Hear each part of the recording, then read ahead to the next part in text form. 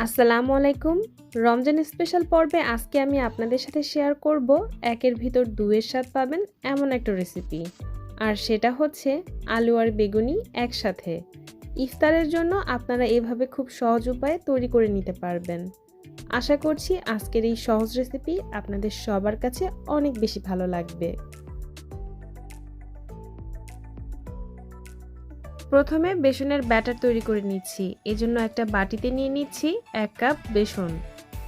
Add করে দিচ্ছি half cup চালের গুঁড়া, হাফ চা চামচ বেকিং পাউডার, হাফ চা চামচ মরিচের গুঁড়া, হাফ চা চামচ ধনিয়া গুঁড়া, হাফ চা চামচ হলুদ গুঁড়া, স্বাদ মতো লবণ আর দিয়ে দিচ্ছি সামান্য কালো জিরা। শুকনো উপকরণগুলো একসাথে নেড়ে মিশিয়ে নিচ্ছি।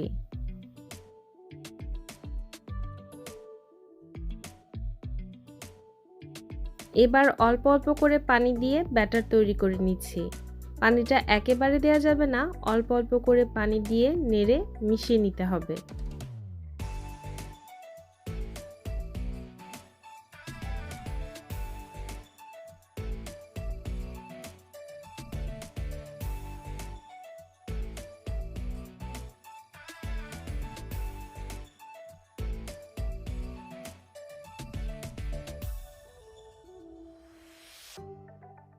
এখানে 3টা আলু সিদ্ধ করে ম্যাশ করে নিয়েছি।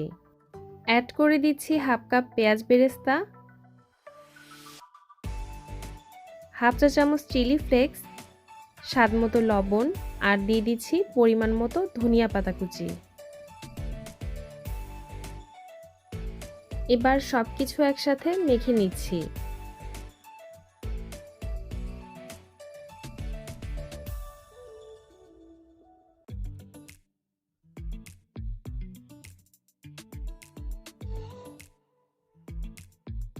আজকের রেসিপি তৈরির জন্য আমি এরকম সাইজের বেগুন নিয়েছি। আপনারাও চেষ্টা করবেন এই রেসিপি তৈরির জন্য এইরকম সাইজের বেগুন ব্যবহার করতে। আর বেগুন আমি পাতলা করে কেটে নিয়েছি। অনেক বেশি মোটা করে কাটলে রোল করতে অসুবিধা হবে, আর মোটা করে কাটার কারণে রোল করার সময় বেগুন ভেঙে যাবে, তাই চেষ্টা করবেন পাতলা করে বেগুন কাটতে। এবার বেগুনের একটা স্লাইস নিয়ে এটার ভিতরে আলুর পুর দিয়ে রোল করে টুথপিকের সাহায্যে এভাবে আটকে দিচ্ছি। আর ঠিক এভাবেই আমি সবগুলো বানিয়ে নিচ্ছি। এখন আমি এগুলোকে বেসনের ব্যাটারে ডুবিয়ে তেলে দিয়ে ভেজে নিব। ডুবো তেলে ভাজার জন্য একটা প্যানে পর্যাপ্ত পরিমাণ সয়াবিন তেল গরম করে নিয়ে এগুলো তেলের মধ্যে দিয়ে ভেজে নিচ্ছি।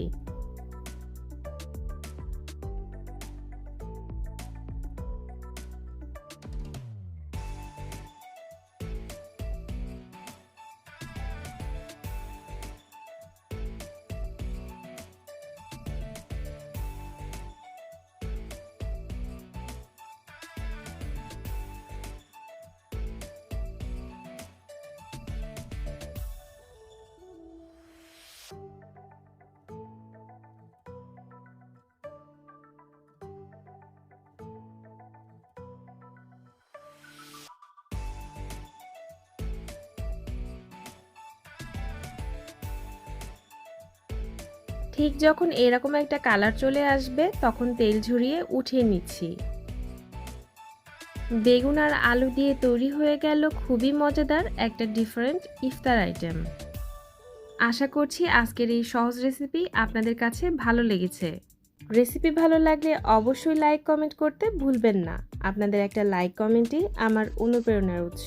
প্লিজ আমাকে উৎসাহিত করুন আপনাদের সাথে থাকার। এরকম আরও নতুন নতুন রেসিপি পেতে আমার চ্যানেলের সাথেই থাকুন। আর যারা এখনও আমার চ্যানেলটি সাবস্ক্রাইব করেননি তাদের কাছে অনুরোধ রইল চ্যানেলটি সাবস্ক্রাইব করার। আর যারা অলরেডি চ্যানেলটি সাবস্ক্রাইব করেছেন তাদেরকে অসংখ্য ধন্যবাদ জানাচ্ছি। সবাই ভালো থাকবেন, সুস্থ থাকবেন, নিরাপদে থাকবেন। আল্লাহ হাফেজ।